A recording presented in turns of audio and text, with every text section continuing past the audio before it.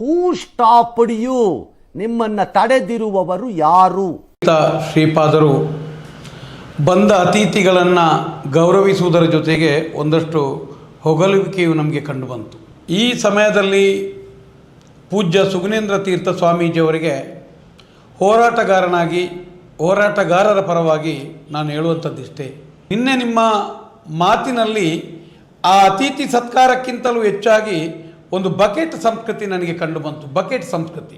ಒಂದು ಸ್ವಾಮೀಜಿಯಾಗಿ ಯಾವುದೇ ಸಮಸ್ಯೆಗಳು ಬಂದಾಗ ಇತ್ತಂಡಗಳನ್ನು ಕರೆಸಿ ಇತ್ತಂಡ ವಿಚಾರಗಳನ್ನು ಒಂದು ಸಮತೋಲನವಾಗಿ ಮಾತನಾಡುವಂಥದ್ದು ಒಬ್ಬ ಧಾರ್ಮಿಕವಾದಂಥ ಯತಿಗೋ ಸ್ವಾಮೀಜಿಗೋ ಇರುವಂಥದ್ದು, ಗೌರವಾನ್ವಿತರಿಗೆ ಇರುವಂಥದ್ದು ಯಾರೇ ಇರಲಿ. ಪೂಜ್ಯ ಸುಗುಣೇಂದ್ರ ಸ್ವಾಮೀಜಿಯವರು ಅಜಿತ್ ಹನುಮಕ್ಕರನ್ನು ಹನುಮಂತನನ್ನಾಗಿ ಮಾಡಿ ಲಂಕದಾನದ ಹನುಮಂತನನ್ನಾಗಿ ಲಂಕೆಗೆ ಬೆಂಕಿ ಕೊಟ್ಟಾಗೆ ಇಡೀ ಹೋರಾಟಗಾರರನ್ನು ಬೆಂಕಿ ಕೊಡಬೇಕು, ದುಷ್ಟರನ್ನು ಸುಡಬೇಕು ಅಂತ ಪೂಜ್ಯ ಸ್ವಾಮೀಜಿ ಸುಗುಣೇಂದ್ರ ತೀರ್ಥ ಸ್ವಾಮೀಜಿಯವರು ಹೇಳುವಂಥದ್ದು. ಪೂಜ್ಯ ಸ್ವಾಮೀಜಿಗಳೇ, ಇಲ್ಲಿ ದುಷ್ಟರು ಯಾರು ಶಿಷ್ಟರು ಯಾರು ಅಂತ ನಿಮ್ಮ ಇಂದ್ರಿಯಕ್ಕೆ ಅರ್ಥ ಆಗಬೇಕಿತ್ತು. ನೀವು ತಿಳ್ಕೊಂಡವರು ಈಗ ಯಾರನ್ನು ಶಿಷ್ಟರಂತ ತಿಳ್ಕೊಂಡಿದ್ದೀರಾ ಅವರೆಲ್ಲರೂ ದುಷ್ಟರು, ನೀವು ದುಷ್ಟರಂತ ತಿಳ್ಕೊಂಡಿದ್ದೀರಿ ಅವರು ಶಿಷ್ಟರು. ಅವರ ಹೆಸರೇ ಹೇಳಿದಂತೆ ಅವರು ಹನುಮಕ್ಕನವರು. ಹಾಗಾಗಿ ಹನುಮಂತನ ಹಾಗೆ ಎಲ್ಲ ಲಂಕಾಪಟ್ಟ ಮಾಡುವ ಹಾಗೆ ಈ ದುಷ್ಟರು ಯಾರಿದ್ದಾರೆ ದುಷ್ಟರಿಗೆಲ್ಲ ಬೆಂಕಿ ಕೊಟ್ಟು ಅವರಿಗೆನ್ನೆಲ್ಲ ಹೆದರಿಸಿ ಬೆದರಿಸಿ ಅವರ ಆಟ ನಡೆಯದ ಹಾಗೆ ಮಾಡತಕ್ಕಂತಹ ಒಂದು ಶಕ್ತಿ ಅವರ ಹೆಸರಿನಲ್ಲೇ ಇದೆ. ನೀವು ತಯಾರು ಮಾಡಿದಂಥ ಹನುಮಂತನೊಬ್ಬ ಬಾಲಕ್ಕೆ ಬೆಂಕಿ ಕೊಟ್ಟು ದುಷ್ಟರನ್ನು ನಾಶ ಮಾಡುವಾಗ ನಾನು ಹೇಳುವಂಥದ್ದು, ನೀವು ತಯಾರು ಮಾಡಿದ ಹನುಮಂತನಲ್ಲಿ ನೀನು ಮೊಟ್ಟ ಮೊದಲು ಸುಡುವುದೇ ಆದರೆ ಪೂಜ್ಯ ಸುಗುಣೇಂದ್ರ ಸ್ವಾಮೀಜಿಯನ್ನು ಮೊದಲು ಸುಡು ಅಂತ ಹೇಳುವಂಥದ್ದು. ಸ್ವಾಮೀಜಿಯ ಬಾಯಿಂದ ಇದು ಬರಬಾರ್ದು. ಈ ಸೌಜನ್ಯ ಹೋರಾಟ ಎಂಬುದು ನೀವು ತಯಾರು ಮಾಡಿದ ಹನುಮಂತನಿಂದ ಸುಡ್ಲಿಕ್ಕೆ ಇರುವವರಲ್ಲ. ಅತ್ಯಾಚಾರ ಅನಾಚಾರ ನಿಮ್ಮಂಥ ಧಾರ್ಮಿಕವಾಗಿ ಜನರಿಗೆ ಮೋಸ ಮಾಡೋದಾಗಲಿ, ಸಂಪ್ರದಾಯವನ್ನು ತುಳಿದು ಈಗ ನಿಮ್ಮ ಪರಂಪರೆಯನ್ನು ತುಳಿದು ನೀವು ಬದುಕುವ ರೀತಿ ಇರ್ಬೋದು, ಬಾಯಲ್ಲಿ ಒಂದು ಕಾರ್ಯದಲ್ಲೊಂದಿರುವಂಥದ್ದು, ಸಂಸ್ಕಾರಕ್ಕೆ ಸಂಸ್ಕೃತಿಗೆ ಅಪಚಾರ ಮಾಡುವಂಥ ನಿಮ್ಮಂಥ ಸುಗುಣೇಂದ್ರ ತೀರ್ಥ ಸ್ವಾಮೀಜಿ ಅಂತ ಇಂಥ ಪಾಪಪಿಂಡಗಳನ್ನು ಸುಡ್ಲಿಕ್ಕೆ ಇರುವಂಥದ್ದೇ ವಿನ ನಮ್ಮಂಥವರನ್ನು ಸುಡ್ಲಿಕ್ಕಿಲ್ಲ. ಪೂಜ್ಯ ಸುಗುಣೇಂದ್ರ ಸ್ವಾಮೀಜಿಗಳೇ, ತಾವು ಕೇಳ್ಕೊಳ್ಳಿ. ನೀವು ಬಹುಶಃ ಅಮೇರಿಕದಲ್ಲಿದ್ದರಿಂದ ನಿಮಗೆ ಇಲ್ಲಿಯ ಪೂರ್ಣ ಮಾಹಿತಿ ಇರಲಿಕ್ಕಿಲ್ಲ. ನೀವು ನಿಮಗೆ ಬೇಕಾಗುವ ರೀತಿಯಲ್ಲಿ ನಿಮ್ಮ ಬದುಕಲಿಕ್ಕೋಸ್ಕರ ಕ್ರಿಶ್ಚನರ ಆಶ್ರಯವಾಗ್ತದೆ, ನಿಮಗೆ ಕ್ರಿಶ್ಚನರ ಜೊತೆಯೂ ಒಡನಾಟ ಆಗ್ತದೆ, ಕ್ರಿಶ್ಚನರನ್ನು ಹೊಗಳ್ತೀರಿ. ಭಯೋತ್ಪಾದನೆ ಇಸ್ಲಾಮಲ್ಲಿ ಯಾವುದೋ ಒಂದು ಪುಸ್ತಕವನ್ನು ನೀವು ಬಿಡುಗಡೆ ಮಾಡಿದವರು. ಹಾಗಾದರೆ ನಿಮಗೆ ಒಂದು ಈ ರೀತಿಯಾದಂಥ ಬರ್ಬರವಾದಂಥ ಹತ್ಯೆಗೆ ಆರೋಪಿಗಳು ಯಾರು ಎಂಬುದು ಹುಡುಕುವುದು ನಿಮ್ಮ ಲೆಕ್ಕಕ್ಕೆ ನಾವು ದುಷ್ಟರು, ನಿಮ್ಮ ಬೆಂಕಿಗೆ ನಾವು ಸುಡಬೇಕೇ? ನಮ್ಮೆಲ್ಲರೂ ಹೋರಾಟ ಮಾಡುವಂಥದ್ದು ಯಾವುದೇ ಷಡ್ಯಂತರವೂ ಅಲ್ಲ, ಆ ಕ್ಷೇತ್ರಕ್ಕೆ ಅಪಚಾರ ಮಾಡಲೂ ಅಲ್ಲ, ಆ ಕ್ಷೇತ್ರದ ನಂಬಿಕೆಯ ಮೇಲೆ ಸವಾರಿಯೂ ಅಲ್ಲ, ಆ ಪೀಠ ಮತ್ತು ಪಟ್ಟ ಹೆಗಡೆಯವರ ಮೇಲೆ ನಮಗೆ ವ್ಯಕ್ತಿತ್ವದ ಏನೋ ಒಂದು ಸಂಪತ್ತಿಗೋಸ್ಕರ ಇದು ಏನು ಹೋರಾಟಗಳಲ್ಲ. ವೇದವಲ್ಲಿ ಎಂಬ ಹೆಣ್ಣನ್ನು ಬೆಂಕಿ ಕೊಟ್ಟು ಸುಟ್ಟ ಜಾಗ, ಅವರ ಗಂಡ ನಿಮ್ಮಂತೆ ಒಂದು ಗೌರವಾನ್ವಿತರಾದಂಥ ಒಳ್ಳೆಯ ಡಾಕ್ಟರ್ ಆಗಿದ್ದವರು ಹೆರಳೆಯವರು, ಅವರನ್ನು ಅವರೇ ಕ್ರಿಯೇಟ್ ಮಾಡಿ ಸೃಷ್ಟಿ ಮಾಡಿ ಒಂದು ಕೇಸಲ್ಲಿ ಸಿಲುಕಿಸಿ ಗಂಡ ಹೆಂಡತಿರಿಗೆ ಸರಿ ಇಲ್ಲ ಅಂತೇಳಿ ಅವರನ್ನೇ ಜೈಲಿಗೆ ಹಾಕಿಸಿದವರು. ಇದು ಸ್ವಾಮೀಜಿಯವರಿಗೆ ಗೊತ್ತಿರಬೇಕು. ನಂತರ 53 ದಿನಗಳವರೆಗೆ ಒಂದು ಮಗುವನ್ನು ಅತ್ಯಾಚಾರ ಮಾಡಿ 54ನೇ ದಿನ ನದಿಗೆ ಬಿಸಾಡಿದವರಲ್ಲಿ. ನಿಮ್ಮ ಮಠದಲ್ಲಿಯೂ ಆನೆ ಇದೆ, ಆನೆ ಸಾಕುವಂಥ ಮಾವುತರಿದ್ದಾರೆ. ಆ ಮಾವುತನನ್ನೇ ಕಲ್ಲಿನಿಂದ ಇಬ್ಬರನ್ನು ಜಜ್ಜಿ ಕೊಲೆ ಮಾಡಿ ಆ ಜಾಗದಲ್ಲಿ ಅಯೋಧ್ಯೆ ಎಂಬ ಹೆಸರಿನ ಒಂದು ಹೋಟೆಲನ್ನು ಬಿಲ್ಡಿಂಗನ್ನು ಮಾಡಿದ್ದು ಇದು ಸುಗುಣೇಂದ್ರ ಸ್ವಾಮೀಜಿ ಗೊತ್ತಿರಬೇಕು. ಸೌಜನ್ಯ ಎಂಬ ಹೆಣ್ಣು ಚಾಮುಂಡೇಶ್ವರಿಯ ವ್ರತವನ್ನು ಮಾಡಿಕೊಂಡು ಶಾಲಾ ಯೂನಿಫಾರ್ಮಿನಲ್ಲಿದ್ದು ತನ್ನ ಮನೆಗೆ ಹೊಸಾಕಿ ಊಟ ಮಾಡಲಿಕ್ಕೆ ಶಾಲೆಯಿಂದ ಮನೆಗೆ ಬರುವ ದಾರಿಯಲ್ಲಿ ಯಾರೋ ದುಷ್ಕರ್ಮಿಗಳು ಅತ್ಯಾಚಾರ ಮಾಡಿ ಹತ್ಯೆ ಮಾಡಿ ಬಿಸಾಡಿದ್ದು. ಈ ಎಲ್ಲ ವಿಚಾರದ ಸಾಕ್ಷ್ಯಕ್ಕೋಸ್ಕರ ಬೇರೆ ಬೇರೆ 5-6 ಸಾಕ್ಷಿಗಳನ್ನು ಕೊಂದದ್ದು. ಧಾರ್ಮಿಕವಾದ ಅವ್ಯವಹಾರಗಳು, ಧರ್ಮದ ಜಾಗದಲ್ಲಿ ಎಲ್ಲವೂ ವ್ಯಾಪಾರೀಕರಣ. ಇಂಥ ಒಂದು ಸ್ಥಳದಲ್ಲಿ ಒಬ್ಬ ದಕಲಿ ದೇವಮಾನವನಾಗಿರುವುದಕ್ಕಿಂತಲೂ ಒಬ್ಬ ಯಶಸ್ವಿ ಉದ್ಯಮಿ ಆಗಿರುವುದು ಒಳ್ಳೆಯದು ಅಂತ ನಮ್ಮ ಅಭಿಪ್ರಾಯವನ್ನು, ಇದಕ್ಕೊಂದು ನ್ಯಾಯ ಸಿಕ್ಕುವ ಉದ್ದೇಶದಿಂದ ಈ ಹೋರಾಟಗಾರರು ಹೋರಾಟ ಮಾಡಿದ್ದು. ಸುಗುಣೇಂದ್ರ ತೀರ್ಥ ಸ್ವಾಮೀಜಿಯವರು ಅರ್ಥೈಸಿಕೊಳ್ಳಿ ಇದನ್ನು. ನಿಮ್ಮಂಥ ಒಬ್ಬ ಗೌರವಾನ್ವಿತರಾದ ಇಂದ್ರಿಯದ ಹಿಡಿತ ಇರುವಂಥ ಒಂದು ಒಳ್ಳೆಯ ಸ್ವಾಮೀಜಿ ಆಗ್ತಿದ್ರೆ ನೀವು ನಿನ್ನೆ ಹೇಳಬೇಕಿತ್ತು, SIT ತನಿಖೆ ಆಗ್ತಾ ಇದೆ, ಸತ್ಯಾನ್ವೇಷಣೆ ನಡೀತಾ ಇದೆ, ಸತ್ಯ ಯಾವುದು ಸುಳ್ಳು ಯಾವುದೆಂದು ಹೊರಬರಲಿ, ನಂತರ ಆ ಬಗ್ಗೆ ನಾನು ಮಾತನಾಡುತ್ತೇನೆ ಅಂತ ನಿಮ್ಮ ಬಾಯಲ್ಲಿ ಬರಬೇಕಿತ್ತು. ಈಗಾಗಲೇ ಹೋರಾಟಗಳು ಒಂದು ಕಡೆಯಿಂದ ನಡೀತಾ ಇದೆ, ಒಂದು ಕಡೆ SIT ತನಿಖೆಗಳು ನಡೀತಾ ಇದೆ. ಅಷ್ಟೊತ್ತಿಗೆ ನೀವು ಈ ರೀತಿಯಲ್ಲಿ ದುಷ್ಟರಿದ್ದಾರೆ ಈ ರೀತಿಯಾಗಿ ಮಾತನಾಡಿದ್ದು ಎಷ್ಟರ ಮಟ್ಟಿಗೆ ಸರಿ? ನೀವು ಹೆಣ್ಣು ಮಗುವಿನ ಡ್ರೆಸ್ಸಿನ ಬಗ್ಗೆ ಅಥವಾ ಡ್ಯಾನ್ಸಿನ ಬಗ್ಗೆ ಮಾತನಾಡುವಂಥದ್ದಲ್ಲ, ನೀವು ಹೆಣ್ಣಿನ ಮಾನ ಮತ್ತು ಪ್ರಾಣದ ಬಗ್ಗೆ ಮಾತಾಡಬೇಕಿತ್ತು. ಮದುವೆ ಆಗಿದ್ದರೆ ನಿಮಗೆ ಸಂಸಾರ ಇರ್ತಿದ್ರೆ, ನಿಮಗೆ ಮಕ್ಕಳು ಇರ್ತಿದ್ರೆ ಆ ನೋವು ಗೊತ್ತಾಗ್ತಿತ್ತು. ಆ ವೇದವಲ್ಲಿಯ ನೋವಿರ್ಬೋದು, ಪದ್ಮಲತಲ ನೋವಿರ್ಬೋದು, ಸೌಜನ್ಯನ ನೋವಿರ್ಬೋದು, ಆನೆ ಮಾವುತರ ನೋವಿರ್ಬೋದು, ವಾರಿಜಾಚಾರ್ಯ ಹೆಣ್ಣಿನ ಬಗ್ಗೆ ನಿಮಗೆ ಇದನ್ನು ನೀವು ಕದ್ದು ಮುಚ್ಚಿ ನೋಡಿಯೇ ಗೊತ್ತಲ್ಲದೆ ಇಂಥ ಈ ರೀತಿಯಾಗಂಥ ನೋವುಗಳು ನಿಮ್ಮಂಥ ಸ್ವಾಮೀಜಿಗಳಿಗೆ ಎಲ್ಲಿ ಅರ್ಥ ಆಗಲಿಕ್ಕಿದೆ? ಇವತ್ತು ಎಡಪಂಥೀಯರು, ಎಡಬಿಡಂಗಿಗಳು ಅವರು ಬಹಳ ವ್ಯವಸ್ಥಿತವಾಗಿ ಸತ್ಯವನ್ನು ಮರೆಮಾಚಿರತಕ್ಕಂತಹ ಒಂದು ದೊಡ್ಡ ಕಾರ್ಯಯೋಜನೆಯನ್ನು ಅವರು ಹಾಕಿಕೊಂಡಿದ್ದಾರೆ. ಅದನ್ನೆಲ್ಲ ಭೇದಿಸಬೇಕಾದ್ರೆ ಅಜಿತ್ ಅವರ ಅವಶ್ಯಕತೆ ಇದೆ. ನೀವು ಕ್ರಿಶ್ಚಿಯನ್ ಬಂದಾಗ ಕ್ರಿಶ್ಚಿಯನ್ನರ ಮುಖಸ್ತುತಿಯಾಗಿ ಮಾತನಾಡೋದು, ಮುಸ್ಲಿಮರು ಬಂದಾಗ ಮುಸ್ಲಿಮರಿಗೆ ಸರಿಯಾಗಿ ಮಾತನಾಡೋದು, ಕ್ರಿಶ್ಚಿಯನ್ ದೇಶದಲ್ಲಿ ಅವರಿಗೆ ಬಕೆಟ್ ಹಿಡಿಯುವುದು. ನಾನು ಹೇಳುವಂಥದ್ದು, ನೀವು ಮಾಡೋದರಲ್ಲಿ ತಪ್ಪಿಲ್ಲ. ನಾವು ಸರ್ವ ಧರ್ಮವನ್ನು ಪ್ರೀತಿಸ್ತೇವೆ. ನಮಗೆ ಎಲ್ಲ ಕ್ರಿಶ್ಚಿಯನ್ನರಾಗಲಿ ಎಲ್ಲ ಮುಸ್ಲಿಮರ ಮೇಲೆಯೂ ಭಕ್ತಿ ಮತ್ತು ಗೌರವ ಮತ್ತು ಪ್ರೀತಿ ಇದೆ. ನಾವು ಸಾಮರಸ್ಯದ ಬದುಕು ಮತ್ತು ಬಾಳುವವರು. ಪೂಜ್ಯ ಸ್ವಾಮೀಜಿಯವರೇ, ನಿಮ್ಮ ಸ್ವಾರ್ಥಕ್ಕೋಸ್ಕರ ನೀವು ಅಲ್ಲಿ ಬಂದರೆ ಕ್ರಿಶ್ಚಿಯನಿಗೆ ಜೈಕಾರ, ಇನ್ನೊಂದು ದೇಶಕ್ಕೆ ಮುಸ್ಲಿಮರಿಗೆ ಹೋದ, ಇಲ್ಲಿ ಬಂದರೆ ಇಲ್ಲಿಗೆ ಜೈಕಾರ. ಈ ರೀತಿಯಾದಂಥ ಬಕೆಟಿನ ಈ ರೀತಿಯಾದಂಥ ಒಂದು ಈ ರೀತಿಯ ಬದುಕು ಬೇಕಾ ಸ್ವಾಮೀಜಿ ಅಂತ ಕೇಳುವಂಥದ್ದು ಬೇಕಾ?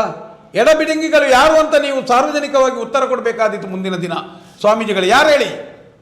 ಇಲ್ಲಿ ಇರುವಂಥದ್ದು ಈಗ ನೋಡಿ, ಸೋಮನಾಥ ನಾಯಕರು ಇರ್ಬೋದು, ಎರಡೂರು ರಂಜನ್ ರಾವ್ ಇರ್ಬೋದು ಅಂತ ಒಂದು ತಂಡವೇ ಇದೆ. ಈ ತಂಡ ಏನು ಅಂತ ನಿಮಗೆ ಗೊತ್ತಿದೆ. ನೀವು ಅಮೆರಿಕದಲ್ಲಿ ಕೂತ್ರೆ ಇದೆಲ್ಲ ಅರ್ಥ ಆಗುವುದಿಲ್ಲ. ನೀವು ಇದನ್ನು ಅರ್ಥ ಮಾಡ್ಕೊಳ್ಳಿ. ರಾಷ್ಟ್ರೀಯ ಸ್ವಯಂ ಸೇವಕ ಸಂಘದಲ್ಲಿ ಕೆಲಸ ಮಾಡಿಕೊಂಡಿದ್ದು, ವಿಶ್ವ ಹಿಂದೂ ಪರಿಷತ್ತಿನ ಗೌರವಾನ್ವಿತ ಹುದ್ದೆಗಳನ್ನು ಪಡೆದ ಸೋಮನಾಥ ನಾಯ್ಕರ ಕುಟುಂಬ ತುರ್ತು ಪರಿಸ್ಥಿತಿಯ ಸಮಯದಲ್ಲಿ ಬಂಟ್ವಾಳ ಜೈಲಲ್ಲಿ ಬಂಟ್ವಾಳ ಸ್ಟೇಷನ್ನಲ್ಲಿ ಹಿಂಸೆ ಅನುಭವಿಸಿದವರು, ಕಾಳೆ ಬೇರೆ ಬೇರೆ ಪತ್ರಿಕೆಗಳನ್ನು ಅಂತಿರುವ ಜವಾಬ್ದಾರಿ ಮಾಡಿದವರು, ರಾಷ್ಟ್ರೀಯ ಸ್ವಯಂ ಸೇವಕ ಸಂಘದ ಅತ್ಯುನ್ನತ ನಾಯಕರ ಮೇಲೆ ಸಂಪರ್ಕ ಮತ್ತು ಇವತ್ತಿಗೂ ಅವರ ಉಪಸ್ಥಿತಿಯ ಜೊತೆ ಇರುವವರವರು.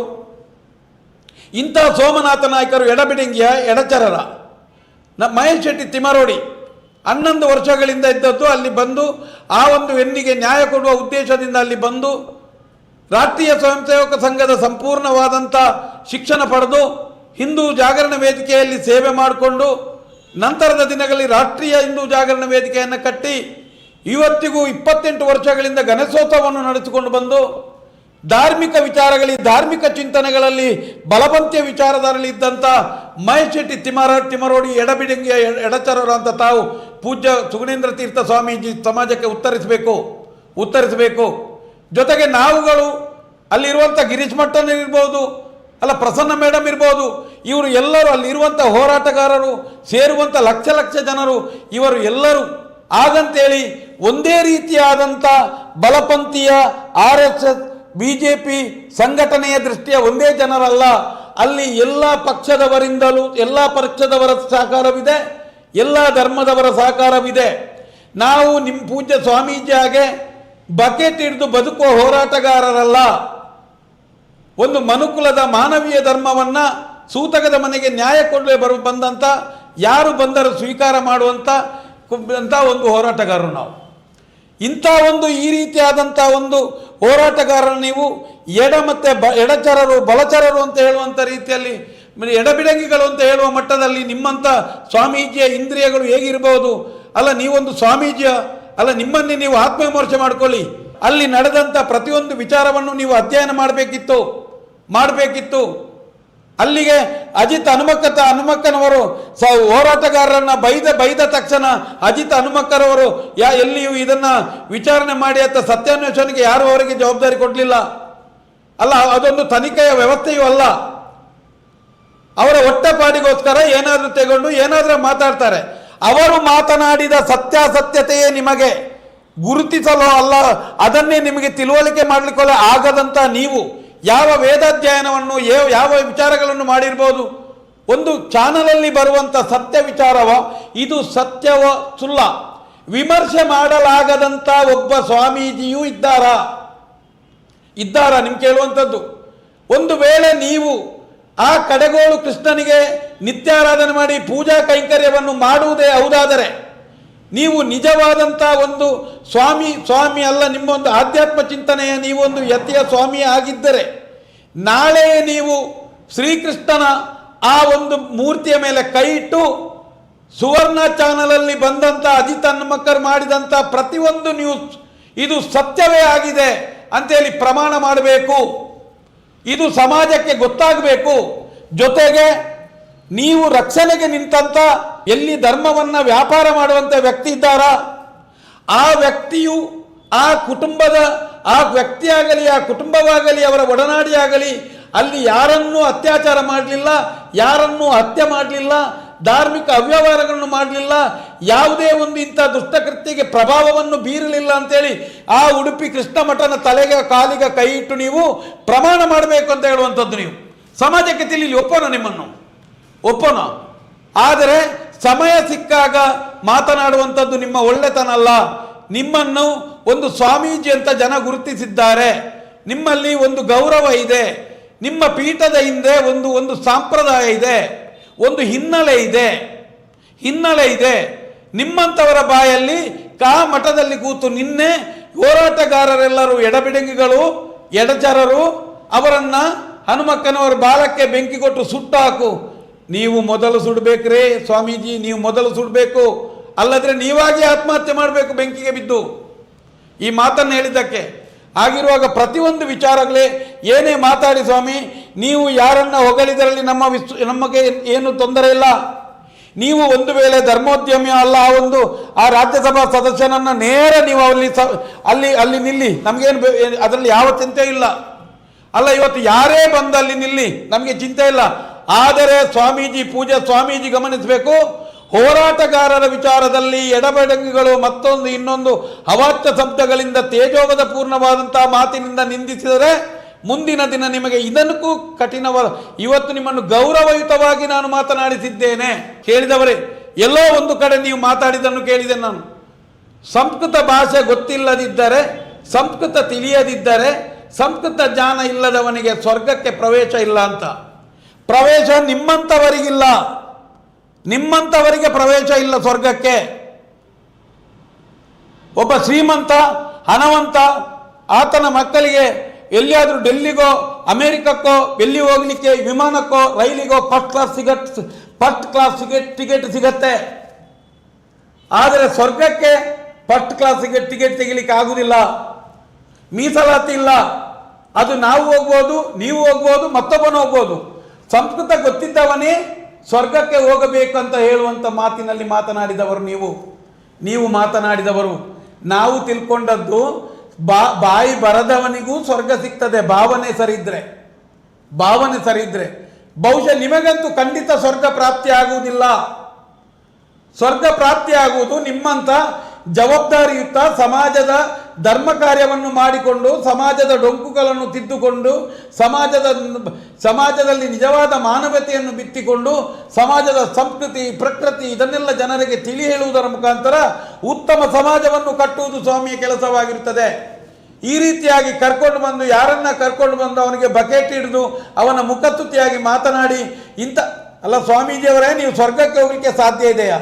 ಒಬ್ಬ ಸ್ವಾಮೀಜಿಯಾಗಿ ವೇದವಲ್ಲಿ ಅಲ್ಲ ವಾರಿಜಾಚಾರಿ ಯಮುನಾ ಪದ್ಮಲತಾ ಇಂಥ ಕ್ರೂರವಾದಂಥ ವಿಕೃತವಾಗಿ ಯಾವ ರೀತಿ ಅಲ್ಲಿ ಮರಣ ಸಂಭವಿಸಿದ್ದು, ಯಾವ ರೀತಿ ಅವರು ಪ್ರಾಣ ಬಿಟ್ಟದ್ದು, ಅಂತ ಹೋರಾಟಕ್ಕೆ ಹೋಗದವರನ್ನೇ ಎಡಬಿಡಂಗಿಗಳಂತ ಹೇಳಿದಂಥ ನಿಮ್ಮಂಥ ಸ್ವಾಮಿಗಳು ಸ್ವರ್ಗ ಪ್ರವೇಶ ಮಾಡಲಿಕ್ಕೆ ಹೋಗ್ಲಿಕ್ಕುಂಟ? ಬಹುಶಃ ನಮಗಾದರೂ ಅದಕ್ಕೆ ಸಂಸ್ಕೃತದ ಅವಶ್ಯಕತೆ ಇಲ್ಲ.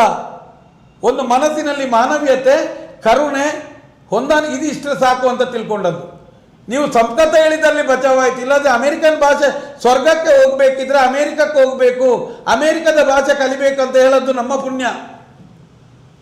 ಆ ರೀತಿ ಇರುವಾಗ ನಿಮ್ಮ ಹತ್ರ ಹೇಳುವಂಥದ್ದು, ಇನ್ನು ಮುಂದಿನ ದಿನಗಳಲ್ಲಿ ಯಾವುದೇ ರೀತಿ ನೀವು ಹೋರಾಟಕ್ಕೆ ಬರಬೇಡಿ, ನಮಗೇನು ಮಾಡಬೇಡಿ. ಹೋರಾಟದ ಒಳಗಿನ ವಿಚಾರಗಳನ್ನು ನೀವು ಹೇಳಿಕೆ ಕೊಡುವಾಗ ಎಚ್ಚರಿಕೆ ಇರಲಿ ಅಂತ ಹೇಳುವಂಥದ್ದು. ಎಚ್ಚರಿಕೆ ಇರಲಿ.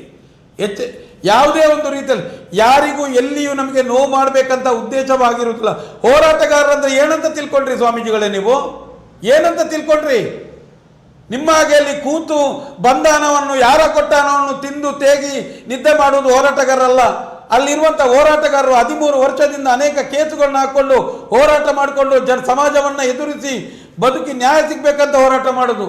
ನಿಮ್ಮಂಥದ್ದೇ ಒಂದು ಧರ್ಮೋದ್ಯಮಿಯಲ್ಲಿ ಕೂತದ್ದು. ನೆನಪಿಡಿ, ಇಷ್ಟು ಸಮಯದಿಂದ ಆರೋಪಿಗಳು ಸಿಗದಂಥ ಜಾಗ ಅದು. ಇವತ್ತು ನೀವು ತಿಳ್ಕೊಂಡಿದ್ರಿ, ಏನು ಮಾತಾಡಿದ್ರಿ?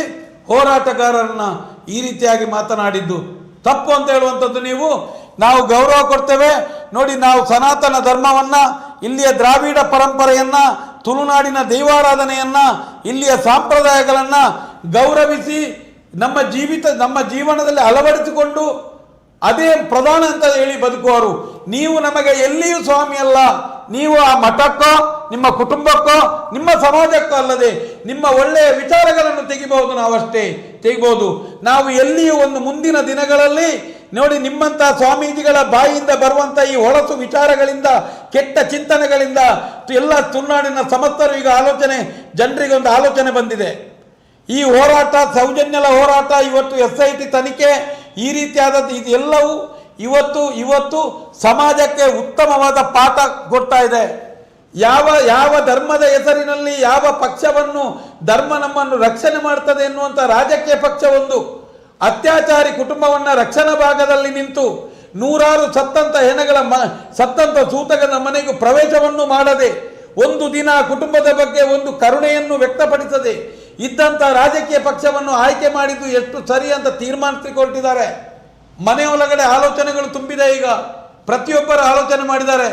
ಈಗ ಗೊತ್ತಾಗ್ತಾ ಇದೆ, ಈ ಸ್ವಾಮೀಜಿಗೆ ಕೆಲವೊಂದು ನಿಮ್ಮಂಥ ಸ್ವಾಮೀಜಿಯವರು ಕೆಲವೊಂದು ಧರ್ಮದ ಹೆಸರಿನ ರಾಜಕಾರಣಿಗಳು, ಧಾರ್ಮಿಕ ಸಂಘಟನೆಗಳು ಹಣವೊಂದು ಸಿಕ್ಕಿದಾಗ ಯಾವ ರೀತಿ ಪರಿವರ್ತನೆ ಆಗ್ತದೆ ಅಂತೇಳಿ ಇದು ಎಲ್ಲರಿಗೂ ಗೊತ್ತಾದ ವಿಚಾರ.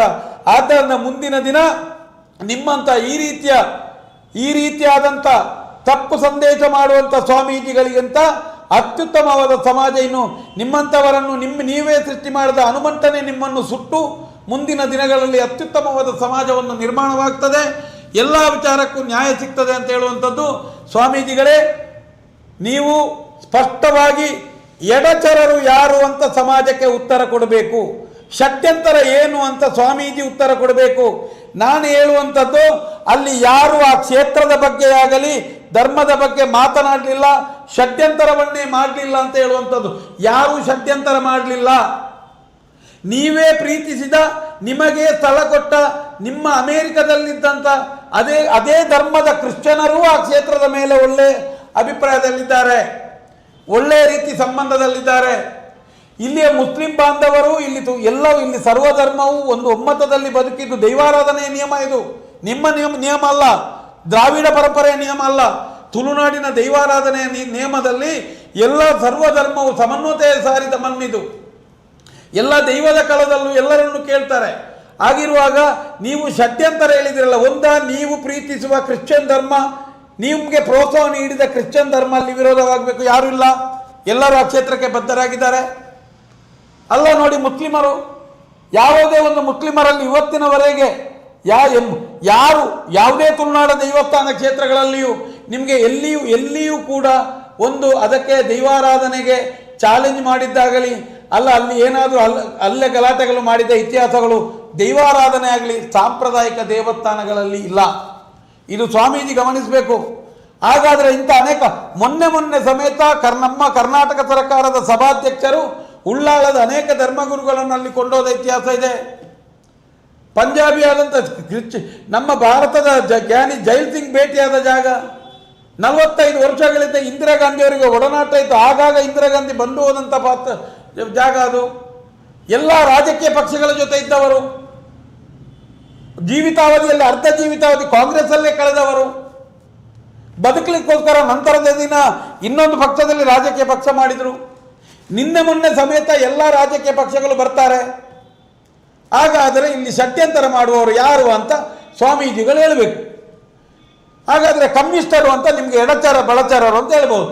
ಕಮ್ಯುನಿಸ್ಟರು ಎಂಬುದು ಅಲ್ಲಿ ಆ ಕ್ಷೇತ್ರದ ಹೋರಾಟಕ್ಕೆ ಹೋದಂಥ ಅಲ್ಲ, ಯಾವುದೇ ಒಂದು ಕ್ಷೇತ್ರದ ಮೇಲೆ ದಾಳಿ ಮಾಡಿದಂಥ, ಇಲ್ಲಿ ಒಂದೇ ಒಂದು ಉದಾಹರಣೆ ಇದ್ದರೂ ಸಮಾಜಕ್ಕೆ ತಿಳಿಸಿ.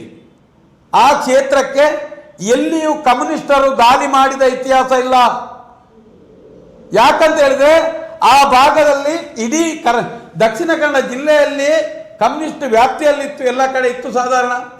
ಆ ಭಾಗದಲ್ಲಿಯೂ ದೇವಾನಂದರೆಂಬ ಲೀಡರ್ ಇದ್ರು. ಅವರ ಮಗು ಸತ್ತದ್ದು, ಅವರ ಮಗಳು ಸತ್ತದ್ದು.